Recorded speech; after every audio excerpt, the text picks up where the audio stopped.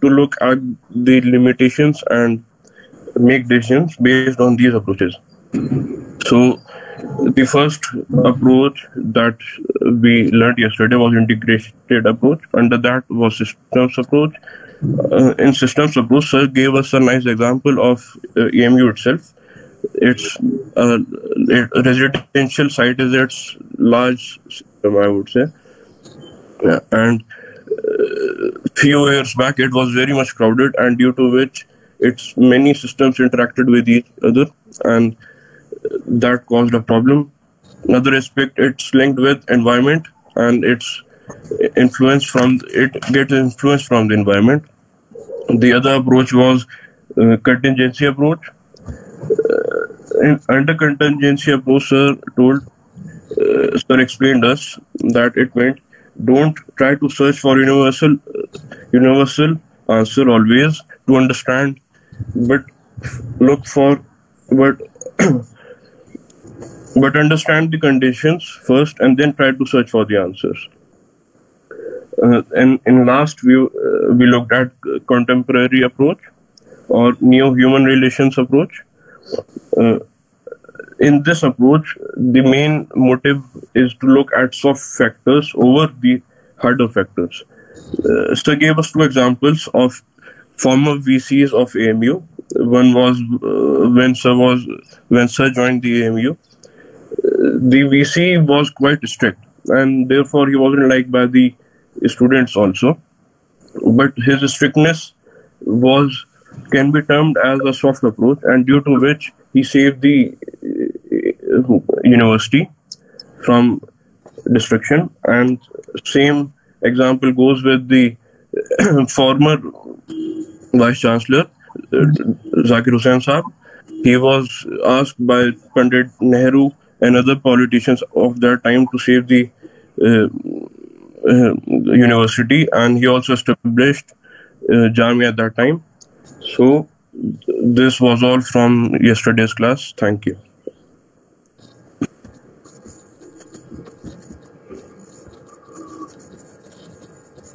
Okay, thank you, Taj and Hasnain. You have provided a good recap, both of you. And the presentation style of Taj was very impressive. I liked the style. He presented the whole idea in a very relaxed and calm and composed manner. So that is admirable. And Hasnain also is very confident of his presentation, and he has good command over language. So these are their core strengths. I just wish to add a few things about the content which they have added. For example, Taj mentioned about the company called Reliance. And I wonder whether this company fulfills the test of time. Maybe in the Indian context, Tatas would be a better example. They have stood the test of time. Reliance, in their comparison, is a young company. And still it has to prove to the world whether it has those soft factors which lead to long-lasting nature of an enterprise. So he's go through the history of Tatas and how Jamshedji Tata, for example, established a steel enterprise when people laughed at his idea.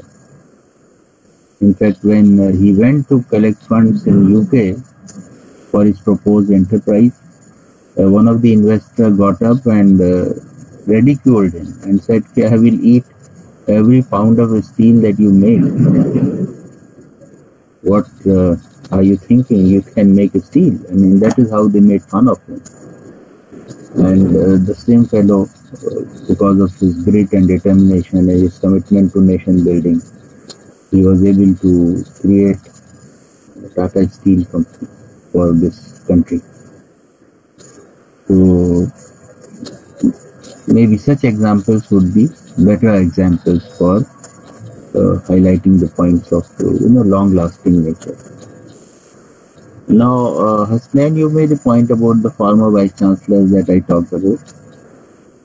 I think there are also some it was not the strictness of VC, I would say.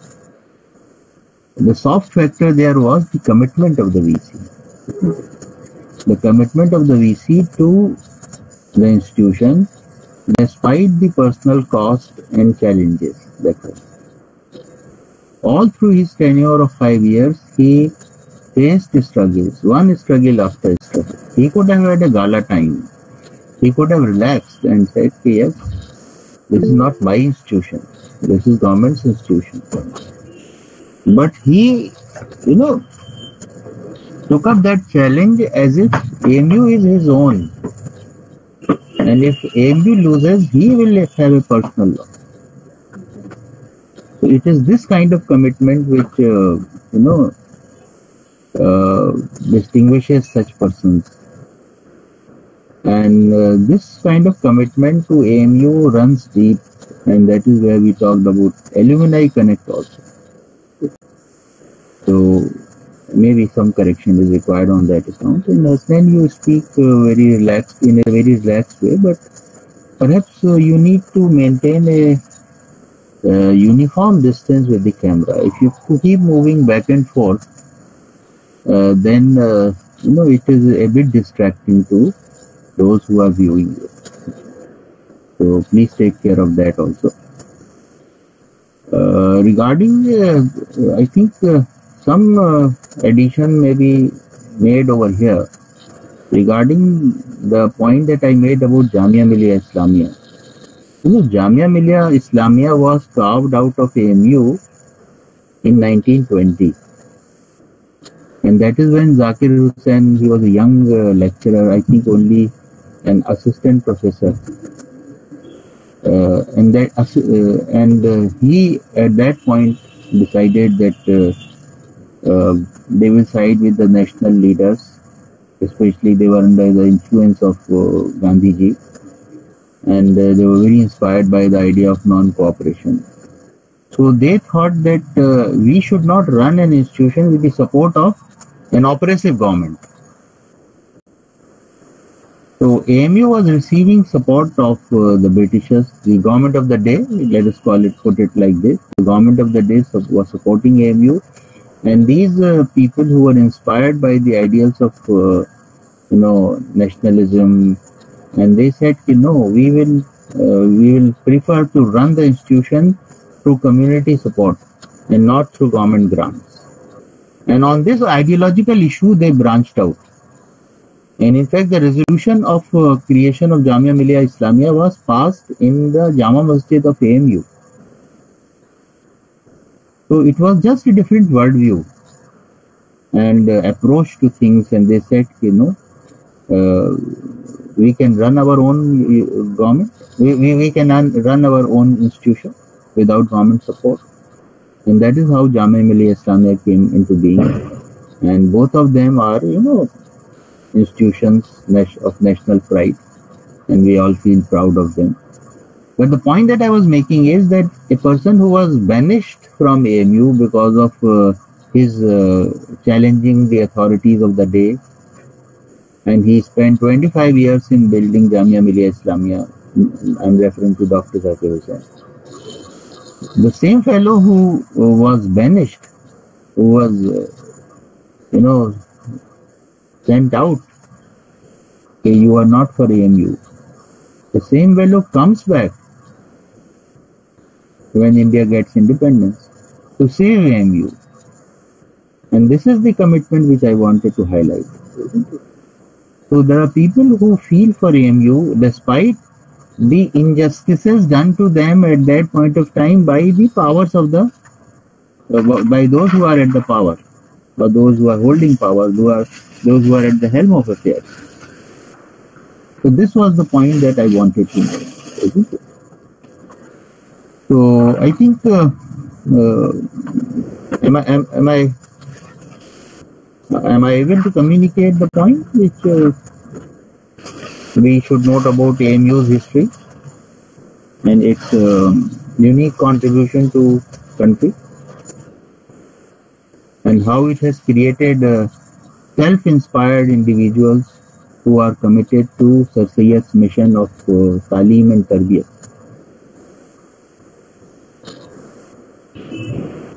especially those of you who do not have a background of Urdu, can they understand the concept of tarbiyat? What is meant by tarbiyat?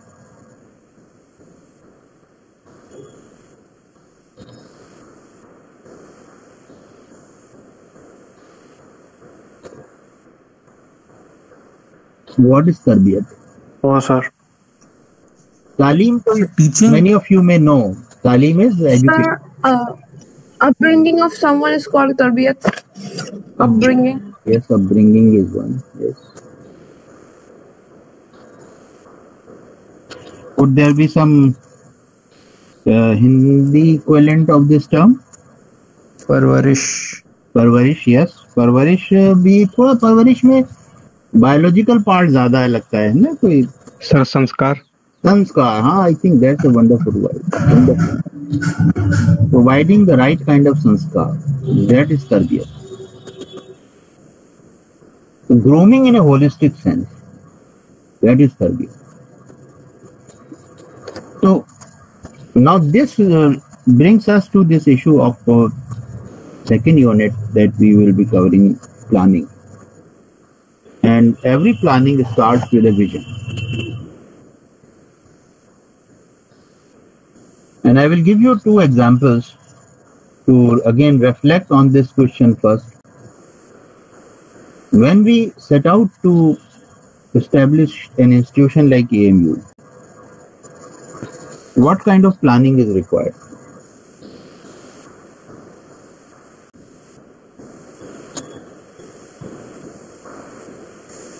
And then I will give you second example of something which we did nearer the date, and that is creation of our new management complex. Such a project also requires planning. So with these two examples, we will try to understand what is planning. So what do you think is planning?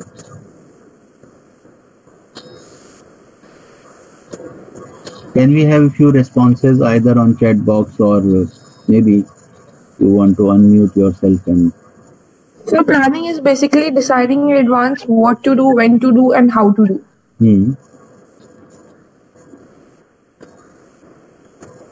What to do? Very true. Making a strategy about what and how. Making a strategy, or first deciding what to do. Sir Sayyid, for example, set out to do something, isn't it? Why also? Yes, why we should do it? Yes, all those mulling is required. Sir Sayyid did deep contemplation, especially when he was faced with this difficult challenge of revolt of 1857. Do you know what happened in 1857?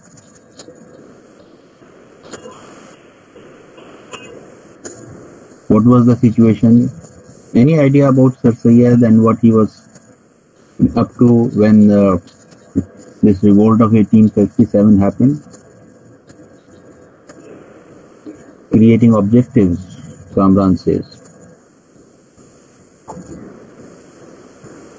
I think he was in civil services during the 1857 revolt. Yeah, he was part of the British administration, and he was a judicial functionary, and he was posted in Bijnor then, and he was tasked with actually supporting the British government, and he did save lives of at least 20 plus Britishers when the revolt happened, and the revolutionaries came from all sides and they wanted to attack the Britishers posted in Bijnor, and Sir Sayyid, with great persuasion and efforts, could dissuade them from doing so, and finally ensured safe passage to Britishers to Roorkee. So that was happening at one end. Now the same fellow, when he goes back to his parental home, that is Delhi, he was from Delhi originally, And when he reached there, he saw the kind of devastation that revolt has caused. Not only the general devastation, but his own, family, how it has suffered. And when he reached his home, he found that his mother was hiding herself in a stable and was surviving on the fodder of the horses for 1 week. And Sir Syed was naturally very, very crestfallen by what he saw over there. And ultimately, he in fact then decided to take his mother along to where he was posted. And on the way, I think somewhere near Meerut, he finally succumbed to those hardships that he has faced during the war. And this was happening at his personal level, and then at the general level also, the kind of devastation he saw. ऐसा लोग बताते हैं कि उस वक्त कोई पेड़ ऐसा नहीं था जिसपे एक लाश न लटकी हुई नजर आती हो. Person was hanged, and he was hanged just to teach others a lesson that if you challenge the government of the day, this is the consequence you will be faced with. Naturally, the Britishers' wrath was directed more towards the Muslims, for the simple reason that Bahadur Shah Zafar was the titular head of the revolt, and Britishers thought that because the power has been, snatched from them, they are masterminding all these revolts. So their anger was more directed towards Muslims and the religious scholars and the well-to-do Muslims. I mean, they suffered, especially those who supported the revolt. They had to face the consequences of this revolt. Now, in that period, Sir Syed contemplated establishing a university. In fact, his first response was, as would happen with many of us when we are faced with challenging situation, is to run away. And he did some serious contemplation, and he, based on that, decided that this country is not worth living. And he decided to leave it, in settling down somewhere else. But then, after further deep contemplation, the better sense prevailed, and he said, running away is not the solution. And as a responsible person, I have to face it, and I have to see to it that the situation is redeemed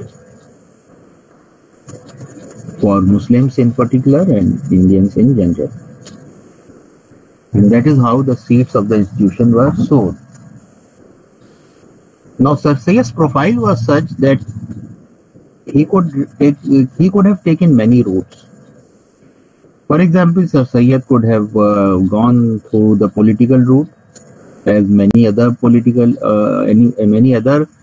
freedom fighters did during that period, and they could have organized themselves and then resisted the government of the day politically.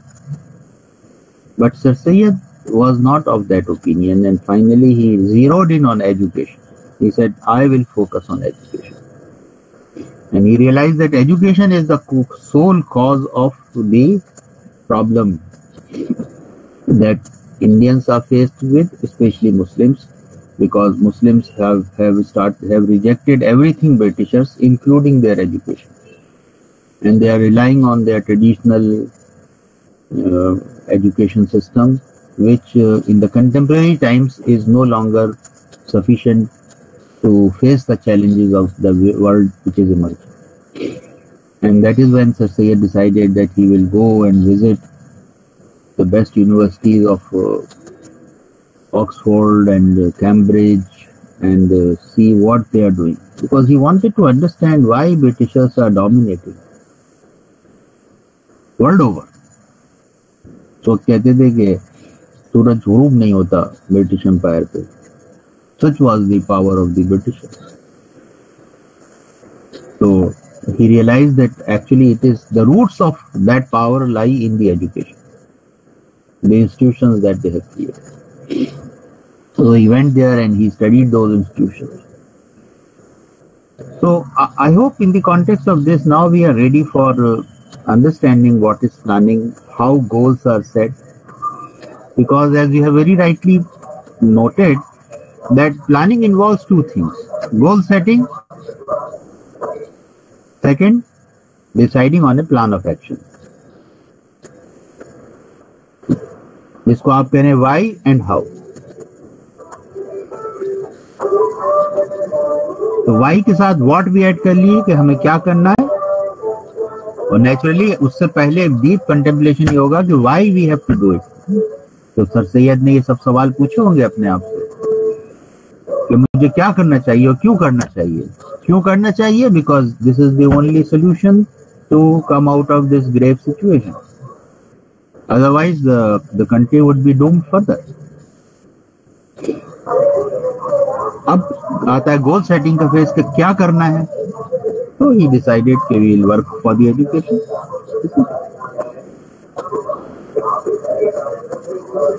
लेकिन ये task इतना simple नहीं होता है, उसको फिर break down करना पड़ता है. गोल्स में टारगेट्स बनाने पड़ते हैं. पहले क्या करना है, जैसे पहले सर सैयद ने ये सोचा कि उसमें बहुत से टारगेट्स जो आप गोल सेटिंग करते हैं वो बदल भी जाते हैं वक्त के साथ. जैसे सर सैयद ने, आपको पता होगा, do you know about scientific society which sir Syed created? Yes sir.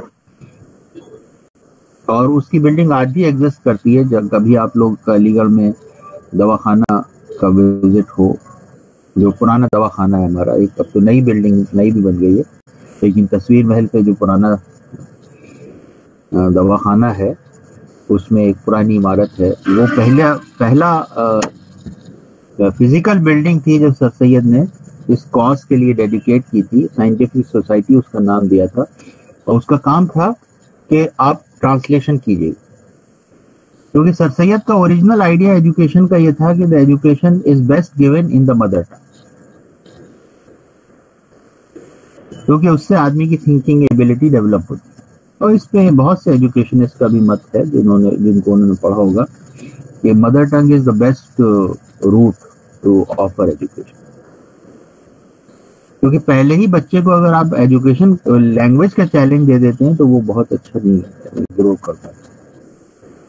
कहीं ना कहीं उसकी क्रिएटिविटी स्टिफल हो जाती है, अपनी सोच डेवलप नहीं होती. He becomes more of a rote learner. तो सर सैयद ने साइंटिफिक सोसाइटी बनाई जिसका काम ये था कि जो भी नॉलेज है, जो रेलिवेंट नॉलेज है, which has to be taught, it has to be translated into the mother tongue. तो scientific society was tasked with this. अब आप जानते हैं कि बाद में सर सैयद ने इस प्रोजेक्ट को अबंडन कर दिया.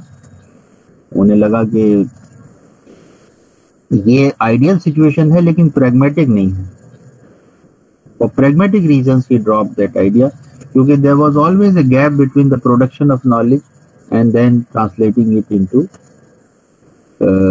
form which can be taught to others. So finally, he conceded this idea. Okay, let us use English medium as an instruction medium in our institution. तो बहुत से आपको goals set करने पड़ते हैं. तो देखिए, आप थोड़ा सा हम लोग let us structure our thoughts. सबसे पहले जो चीज आती है whenever we set out to set the goals is deciding on the vision of our endeavour. What is vision? आपकी बड़ी सोच क्या, आप क्यों करना चाहते हैं. Yes, Kamran is very right. Why want to do? तो सर सैयद के जहन में क्या विजन रहा होगा उस वक्त?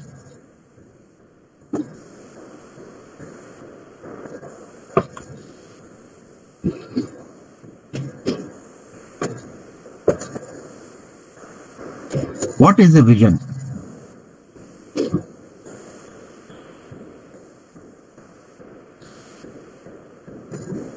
Yes, Rinasa. Bringing them in the mainstream. Sir, for the education of youngsters. Fareen, I'm not getting you. Please repeat what your observation is. Better. For the education of youngsters. कुछ आपके उसमें eco हो रही है. Better write it on the chat box. Yes, upliftment of fellow brother. Yes, that was the core. तो एक तो होता है विजन, जिसे हम कहते हैं आपके ख्वाब क्या है, व्हाट आर योर ड्रीम्स. और ड्रीम्स भी वो जिसको एपीजे अब्दुल कलाम साहब ने बहुत खूबसूरती से कहा कि ख्वाब वो नहीं जो आप सोते में देखते हैं,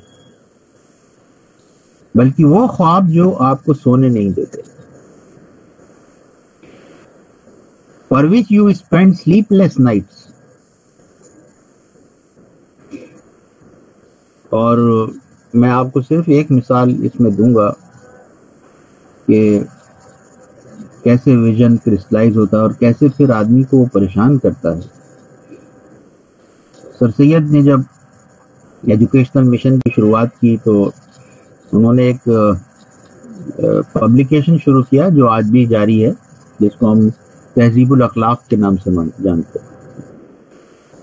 तो इट वाज इसको सोशल रिफॉर्मर उन्होंने कहा कि पहले लोगों को जहनी तौर पे तैयार करना होगा. First we have to prepare people to ground work. जैसे जमीन कहते हैं ना, हमवार खेत पहले लेवल किया जाता है whenever you want to sow a seed. तो उनका जमीन को हमवार करने के लिए पहले हमें ये करना होगा कि लोगों के ख्यालात को बदलना होगा. तो he started this publication called Tahzibul Akhlaq, and in this he would write things and he would share his dreams, what we should do for the upliftment of the community. Qawm ke liye kya, he always used the word qawm, and qawm he used in a bigger context. It was not a sectarian term for him. तो उसमें एक साहब थे, जब भी sir Syed उनके बारे में लिखते थे, कोई भी अपने आइडियाज देते थे. जैसे फॉर एग्जांपल उस वक्त आपको पता है कि सर सैयद का बहुत बड़ा अपोजिशन भी था. People were not against acquiring British education. उन्हें लगता था कि अगर हम अंग्रेजी पढ़ेंगे तो हमारे बच्चे क्रिश्चियन हो जाएंगे. तो सर सैयद ने इन सब इश्यूज पे लिखना शुरू किया. तो जब वो लिखते थे तो एक मेहदी मियाँ थे, वो उसकी काट लिखते थे. और ये सर सैयद की ब्रॉड माइंडेडनेस थी कि वो जो उनका रिबटल आता था वो भी छाप देते थे, so that people can make their own judgments. लेकिन ये मेहदी मियाँ जो थे, ये लिखने में इतने अच्छे थे और इनके इतने पावरफुल थॉट्स होते थे कि अक्सर ऐसा होता था कि सर सैयद के आइडियाज फीके पड़ जाते थे उनके सामने. और सर सैयद को लगता था कि बताइए हमारी बात जो है वो इतने आर्ग्यूमेंट से, प्रॉपर आर्ग्यूमेंट के साथ ये रद्द कर रहे हैं. तो इन्हें लगा कि इस आदमी में कुछ ना कुछ बात तो होगी. And then he writes a letter to him and extends an invitation that why don't we have been disagreeing on so many issues, why don't we talk out our differences? So I invite you to come to my home and be with me, be my guest, and let us sort out those differences which we have on issues. And this fellow Mehdi Mian, in his own grace, he accepted the offer and came to his house. और जैसा उस वक्त के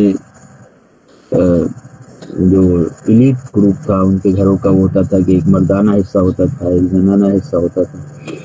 तो दोनों के रहने का इंतजाम वो मर्दाने हिस्से में हो गया और देर रात तक दोनों अपने अपने इश्यूज पे बहस करते रहे और अपने अपने स्टैंड पॉइंट पे जमे रहे. जब बहुत रात हो गई तो ये सर सैयद ने कहा कि ऐसा करते हैं, अब सो जाते हैं, let us sleep over our differences और सुबह फिर बात करेंगे. And finally they retire to their respective beds. देर रात इनकी मेहंदी मियाँ की आंख खुलती है और ये देखते हैं कि सर सैयद अपने बिस्तर पे नहीं। तो इन्हें फिक्र होती है कि सर सैयद कहाँ चले गए। तो ये बाहर का जो कोर्टयार्ड हम लोग आंगन का हिस्सा होता है घरों में, अब तो बहुत कम होता है वो, लेकिन पहले घरों में एक आंगन का हिस्सा हुआ करता था। तो देखा कि सर सैयद आंगन में है और टहल रहे, और ऐसी जिसे कहते हैं इस्तिराब की हालत, he was in such a state of trance that उसी में कभी कभी उनकी हिचकियां बन जाती थी। ऐसा लग रहा था कि वो रो रहे हैं। तो ये जो मेहदी मियाँ थे इन्हें थोड़ी फिक्र हुई और इन्हें लगा कि शायद कोई बुरी खबर आई है जिसकी वजह से ये उठ गए हैं और अब he is in this state of trance over this state of affairs। तो वो जाते हैं उनके पास और पूछते हैं कि जनाब खैरियत, कोई बुरी खबर आई, आपका क्यों ये हाल है। तो सर सैयद उनसे कहते हैं कि कौम का इतना बुरा हाल है, इससे बुरी खबर क्या आएगी।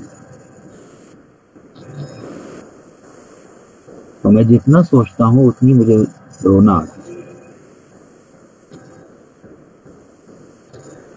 तो इस जुमले का मेहदी मियाँ जो थे उन पे इतना असर हुआ, उन्होंने कहा कि now our differences are there, we keep that aside and from tomorrow onwards we are going to work towards this cause। तो देखिए, मैं आपको दो चीजें यहाँ बताना चाहता हूँ। एक तो ये कि ये मैंने आपसे बात कही कि वो ख्वाब जो आपको सोने नहीं, that is your vision।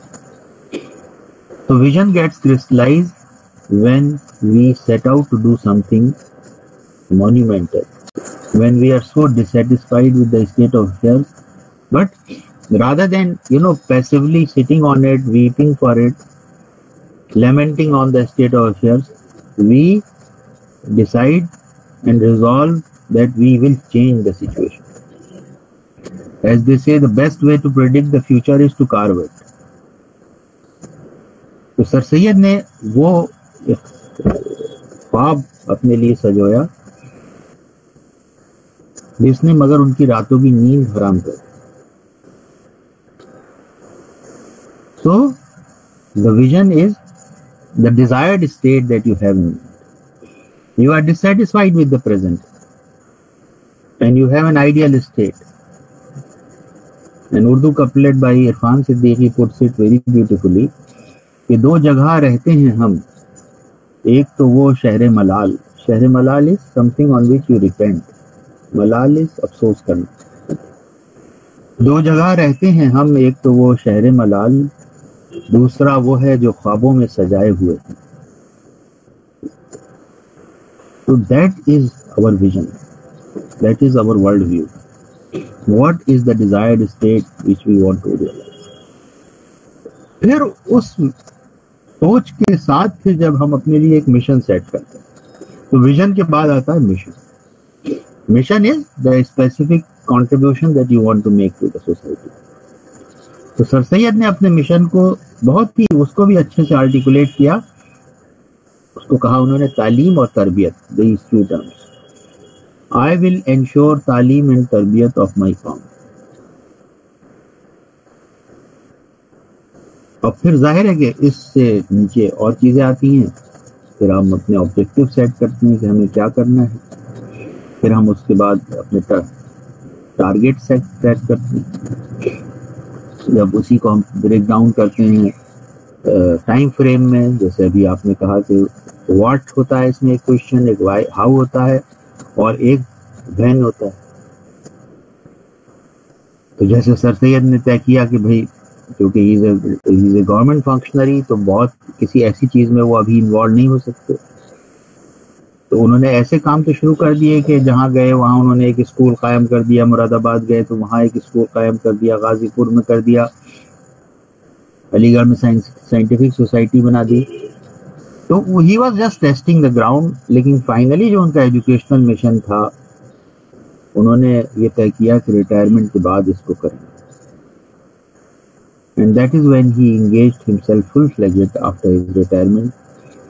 तो एएमयू कम्युनिटी को मुझे लगता है रिटायर्ड लोगों की बड़ी कदर करनी चाहिए, क्योंकि सर सैयद के जो रिटायर्ड लाइफ के 20-22 साल थे आखिर के, उसी ने पूरे इदारे को एक वजूद दिया। तो जो मैंने आपके साथ टर्म्स शेयर किए हैं, जो पूरा प्रोसेस है, इसको हमारे असगर काज़मी साहब ने टर्म यूज किया है, स्ट्रेटेजिक इंटेंट अपनी किताब में। तो what is your strategic intent? Strategic intent से तय होता है आपका विजन। उसके जो जो जो लेवल्स हैं स्ट्रेटेजिक इंटेंट के, सबसे टॉप मोस्ट लेवल होता है विजन, फिर मिशन, फिर ऑब्जेक्टिव्स, फिर गोल्स और फिर targets. This is the entire goal setting that we have. उसके बाद फिर दूसरा सवाल आता है, फिर हम उस पर बात करेंगे बाद में, कि आप जो है कैसे ऐसे गोल्स को सेट करें कि जो मोटिवेशनल हों, जो लोगों को इंस्पायर करें और फिर वो आपके साथ जुड़ जाएं। जैसे ये जो मेहदी मियाँ थे, आप लोग अलीगढ़ से जो वाकिफ हैं, बाद में इनको टाइटल में दिया गया मोहसिनुल मुल्क का, और सर सैयद के सबसे मजबूत साथी अगर कहा जाए तो मोहसिनुल मुल्क साबित हुए। और आज भी उनके नाम पे मोहसिनुल मुल्क हॉल है, MM हॉल जिसे आप जानते हैं। तो इसमें एक सीख ये भी है, देखिए मैंने आपसे पहली यूनिट में जब हम डिस्कशन कर रहे थे तो ये बात हुई थी कि लीडरशिप जो है वो हर स्टेज पे डोमिनेट करती है। प्लानिंग जब हो रही होती है उसमें भी लीडरशिप ही का इशू होता है। आप देखिए किस तरह से सर सैयद ने लोगों को जमा किया अपने कॉज के साथ, कि एक जिसे कहते हैं दीवानों की पूरी फौज तैयार होगी, जो सर सैयद के साथ हर कुछ मिशन के साथ ही बनने के लिए तैयार। अपोनेंट्स भी उनके उतने ही स्ट्रांग, लेकिन जो साथ जुड़े वो भी इतने ही स्ट्रांग लोग, जो सब कुछ कर गुजरने के लिए तैयार।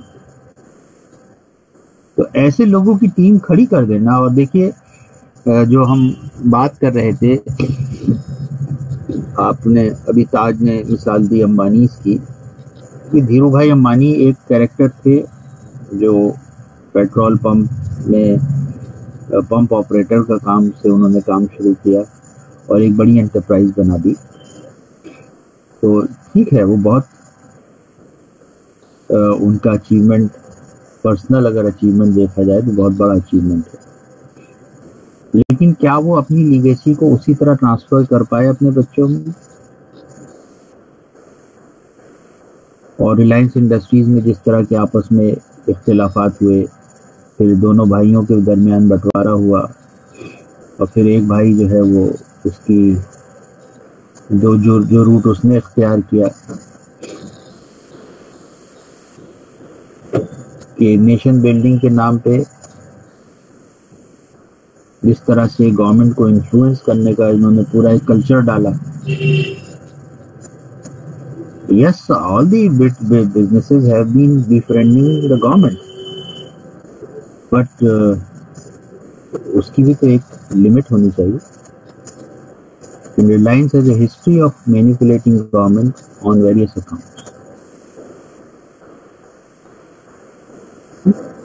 तो कहीं ना कहीं हमें ये समझना पड़ेगा कि कौन सा बड़ा विजन है जिससे, क्योंकि लोग इंस्पायर होते हैं बड़े विजन से।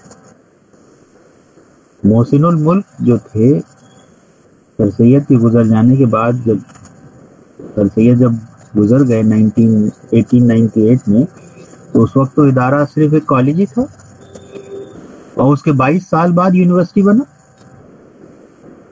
तो वो सर सैयद के एफर्ट से बना था। AMU is a proud institution जो It has grown continuously over the years. और वो जो 22 साल सर सैयद के गुजरने के बाद के थे, वो उसकी हिस्ट्री के लिए बहुत डिसाइसिव फेज है।